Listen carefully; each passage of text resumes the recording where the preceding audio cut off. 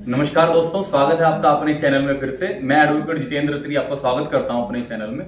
आज हम बात कर रहे हैं कि अगर आपने किसी प्रॉपर्टी को बुक किया किसी प्रोजेक्ट के अंदर और वह बिल्डर भग जाता है तब हम क्या करें। आपने बिल्कुल सही सुना कि अगर आपने किसी प्रोजेक्ट में अपनी रियल एस्टेट प्रॉपर्टी को आपने बुक करा और वह बिल्डर भग जाता है तो आप क्या करें। इंसान के पैरों तले जमीन निकल जाती है और समझ नहीं पाता कि मैं अब क्या करूं।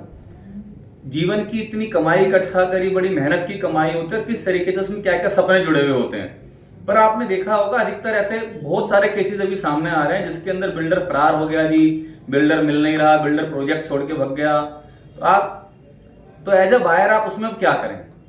तो आइए हम बात करते हैं कि अगर आपके साथ भी कुछ ऐसा हुआ है तो आप उसमें क्या कर सकते हैं, आपके पास क्या क्या कानूनी बचाव है और क्या क्या आपके पास विकल्प हैं। अगर आपके साथ भी ऐसा हो गया है तो सबसे पहले बिना टाइम गंवाए हुए आप इसकी जानकारी पुलिस में दें, एक एफआईआर दर्ज कराएं, उनको बताएं आपके साथ फ्रॉड हुआ है, आपके साथ चीटिंग हुई है, और हो सके तो और भी लोगों को इकट्ठा करें और इस कंप्लेंट को आप मास में एज अ ग्रुप दें, क्योंकि जब आप ग्रुप में देते हैं तो उसका ज्यादा प्रभाव पड़ता है। जब आप इसको पुलिस में कंप्लेंट करते हैं उसके बाद किसी अच्छे अधिवक्ता की मदद लें और उन वकील साहब की सहायता से आप आगे की लीगल प्रोसीडिंग को स्टार्ट करें। जैसे आपने एफआईआर दर्ज करी, इसके बाद आपको कंज्यूमर फोरम में जाना पड़ेगा, आपको एनसीएलटी का दरवाजा खटखटाना पड़ेगा, आपको रेरा के अंदर कंप्लेंट करनी पड़ेगी, क्योंकि रेरा एक आपके लिए बहुत बड़ा बचाव है। फिर एज ए कस्टमर जो आपके साथ हुआ है उसके अंदर आप लोग कंज्यूमर कोर्ट में जाएं। तो एज ए कंज्यूमर जो भी आपके साथ एक इतना बड़ा फ्रॉड हुआ है तो उसकी आप सब मिलकर कंज्यूमर कोर्ट में अपना केस फाइल करें।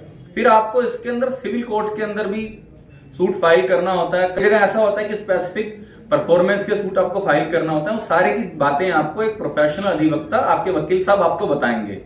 आपके लिए तो सबसे जरूरी चीज है कि अपने सारे डॉक्यूमेंट को इकट्ठा करें, जो भी आपने पेमेंट करी है, बिल्डर वायर एग्रीमेंट है, बैंकों की जो आपके पास ट्रांजैक्शन का स्टेटमेंट है, और जितने लोग हैं जैसे जैसे जो जो आपके पास हुआ है। क्योंकि यह समझिए कि अगर आप लोग उसमें मिलके और एक सकारात्मक रूप से अगर आप कार्य करेंगे, जुड़ के काम करेंगे और बिना समय गंवाए हुए, तो उतना ही आपको ये समझिए कि धोखा होने का और आगे कम से कम धोखा होगा, कम से कम आपका नुकसान होगा, ज्यादा से ज्यादा आपका बचाव हो पाएगा।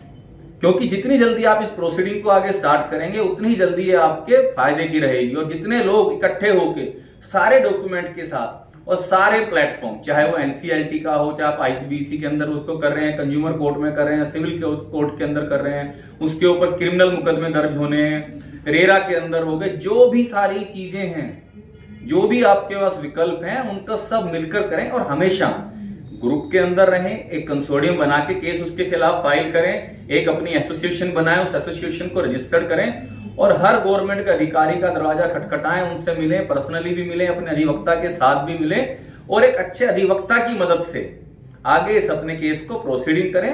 यह एक लंबी जर्नी है, समय लगेगा, पर जितना समय लगता है उसके बाद आपको रिलीफ भी मिलेगा, क्योंकि खाली बैठना, चुप बैठने से आपको कुछ मिलने नहीं वाला।